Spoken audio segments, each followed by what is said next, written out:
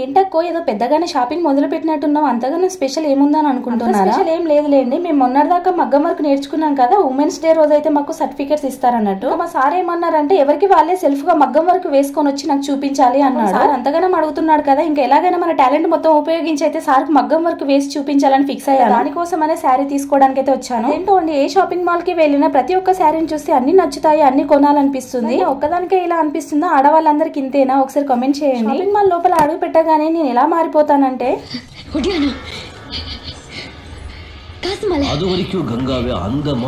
పూర్తిగా చంద్రముఖిలా మారిపోయిన సాహితి అన్నట్టు ఇలాగే బిహేవ్ చేస్తానేమో అనిపిస్తుంది.